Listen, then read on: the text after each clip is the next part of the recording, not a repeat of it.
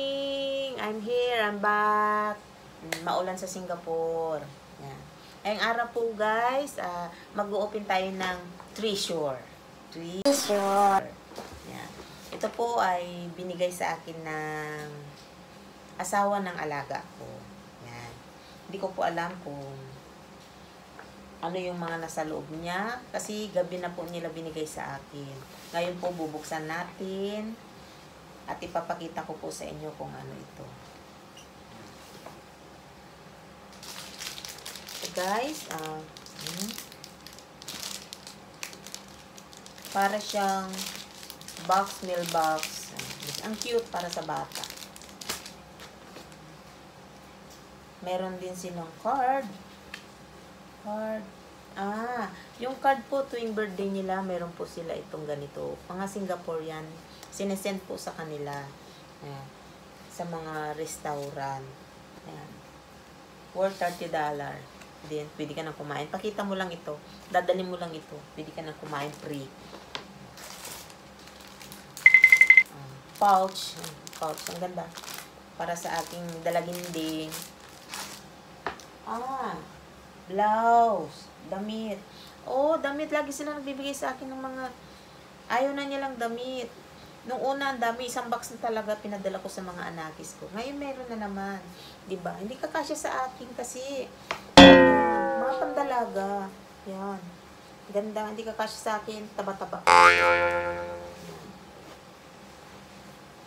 Dress. Ganda niya, Day.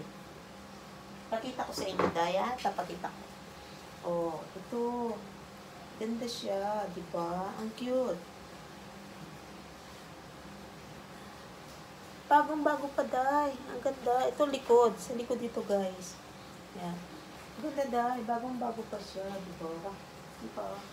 Ganda. Parang hindi pinaglumaan.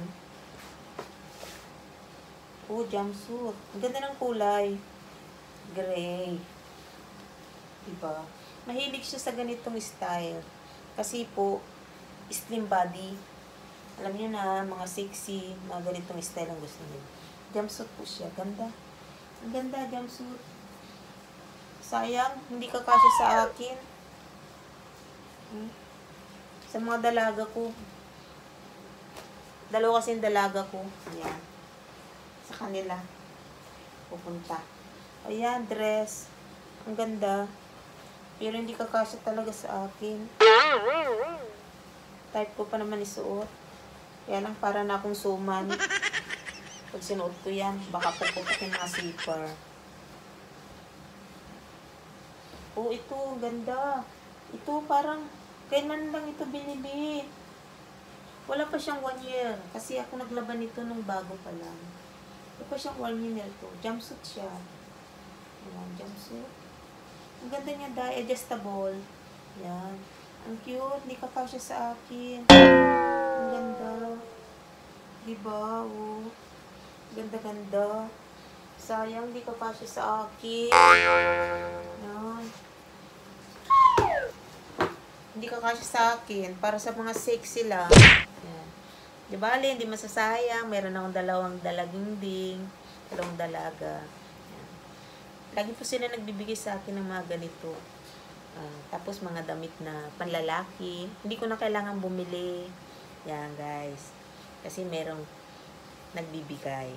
Kasi yung una, bago pa lang ako dito, nakikita ko yung mga damit nila. Nilalagay nila sa plastic.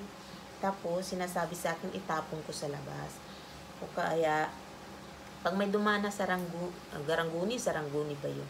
Basta yung mga namimili ng mga newspaper, ganyan. Ibigay ko daw yung mga yun. Ang sabi ko naman, yung lagi nilang inuulit na gano'n ang ginagawa, sabi ko, Sir, kung ayaw ninyo yung mga damit ninyo, sabihin ninyo sa akin. Kasi gusto ko po. Sabi ko, kasi may mga dalaga ako at mga anak na binata. Yan. Kung ayaw ninyo yung damit nyo, bigay nyo na lang sa akin. Siyempre, makapalang mukha. Diba? Kasi ang gaganda talaga, bago pa sila. Para kung nakikita, every month bumibili sila. Pag ayaw na nila, tsupin na sila, bigay na nila, tapon nila.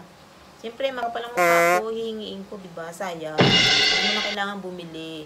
Diba? Sayang din yun. Kaya, lagi na po nilang binibigay sa akin pag may mga ayaw sila. Na papadala ko nga po sa box ko, ganyan. Puro damit, laman. Yan, guys.